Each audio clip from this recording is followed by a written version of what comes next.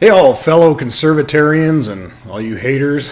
We all share in a common, a short attention span, so here I am with a video presentation rather than type.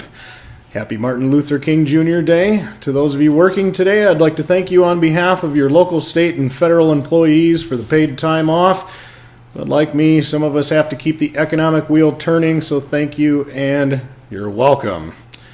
It's coming from the left and it needs to stop. Racism. Barack Obama got away with more racial slander than most public figures before and, yes, since his time in office, because you judged him on the color of his skin. It was positive judgment in this case, but judgment nonetheless. The very thing you claim you want stopped. Obama was an idiot based on policy, not his tan. The alleged comments made by Trump are interesting to say the least and spicy for sure, but hey, that's why he has such staunch support.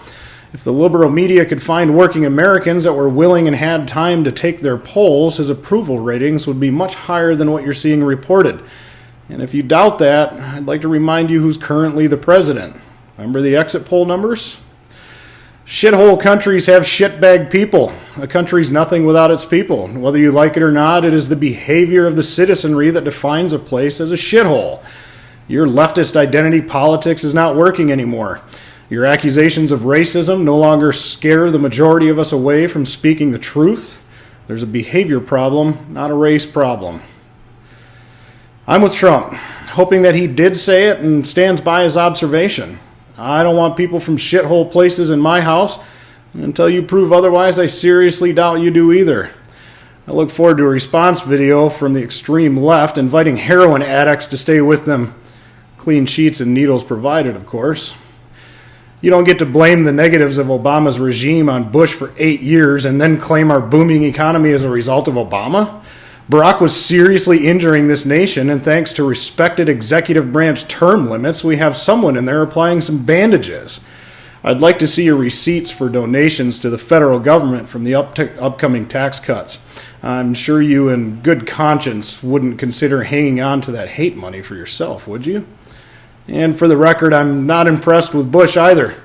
Weird, I know, because he's light-skinned and I'm light-skinned, so yeah.